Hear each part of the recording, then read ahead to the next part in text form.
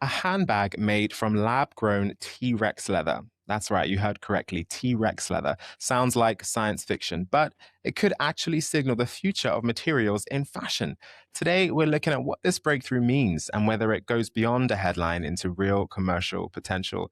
I'm joined today by Connon, CEO, and Geoff Baker, Chairman of BSF Enterprise. Geoff, welcome to the watch list. Maybe. Hi. So, you've just unveiled what's being described as the world's first handbag made from lab-grown T-Rex leather, a major milestone. How significant is this for BSF Enterprise in positioning itself at the forefront of biotech materials innovation?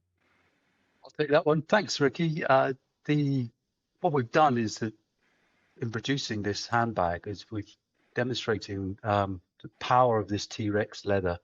And T-Rex leather does it really represents the pinnacle of artisanal luxury. But its origin it belongs more in the deep tech biotechnology seminar, which creates a unique space for us, somewhere between deep heritage and cutting edge science, which is an amazing place to be. And we're unique in being in that place. The background is that leather is a multi-billion market, but under profound structural stress. The use of animals, associated health, land, water requirements increasingly involves supply chain volatility, environmental pull, and ethical scrutiny. But importantly, we're not just engineering a greener alternative to cowhide. What our technology allows us to do is to redefine the material basis of luxury itself. And that's what this first demonstration of the T-Rex handbag is doing. Well, no, I think the leather itself, as you'd imagine, is an alternative leather, and this is demonstrating the versatility of the technology that our labs up in Newcastle and Shea has been able to bring together. It's not just producing leather from animals or a biopsy of an animal, but we're able now to extend it to exotic animals and now even endangered and extinct animals, such as the T-Rex. And as big as this headline is, beyond that, investors will be looking at what this means for the underlying platform. What does this proof of concept tell us about the commercial potential of this technology? The underlying platform is something we call the ATEP, the Advanced Tissue Engineering Platform. And what we've done and developed in that platform is that we can control the biological trigger around the cells. So we're controlling the environment around the cells precisely within a sterile bioreactor at Newcastle. And this allows us to direct the cells to produce their own scaffold. And that is a collagen-rich extracellular matrix. Basically, we're forcing the cells to do the architectural work themselves.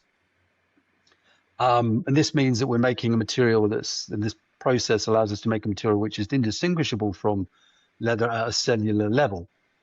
And it's driven initially from a single cell that we have complete genomic control over. So it allows us, in this example, to be programmed to behave like a T-Rex skin cell. This allows us to make this novel form of collagen that has some interesting biology in itself that reflects perhaps the time in which the dinosaurs were alive and how they had to respond to their environment in terms of strength and stiffness, etc. So what we're basically doing and allowing within this process is we're aiming, and especially with the T-Rex, is aiming to shift the narrative from natural heritage into biotech exclusivity. And this move beyond proof of concept, what other kind of wider implications this could have, other than what you just mentioned, for the materials market, particularly, let's say, within luxury fashion? More recently, the news around the investor, the new strategic investor coming in, a chap called John Story.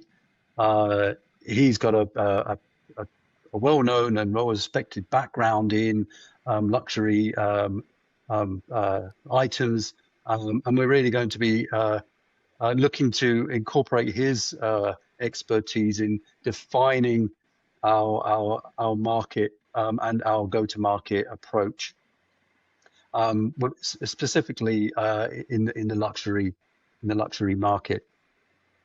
Yeah, John's a UK entrepreneur, well known here in the UK.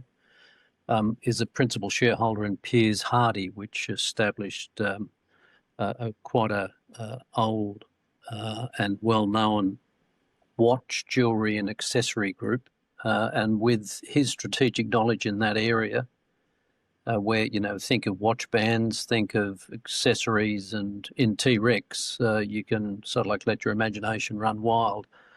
And he's got very excited about the T-Rex brand and the opportunities going forward. So it's great to have John with us in working and helping the company develop all of the aspects of the technology that Shay's been talking about. And so I guess the last thing to ask is what I think everybody wants to know. Is this the precursor to real-life Jurassic Park? Yeah, why not? Let's get everybody dressed up in T-Rex clothes and get them all roaring around the park. Yeah. Fantastic. Well, thank you so much for your time today, Che and Geoff. Thanks, Ricky. Thanks, Ricky. Once again, that is Che Connon, CEO, and Geoff Baker, Chairman at BSF Enterprise. For more on the company and its platform, visit bsfenterprise.com. That's all for this episode of The Watchlist. I'm Ricky Lee. Make good choices today.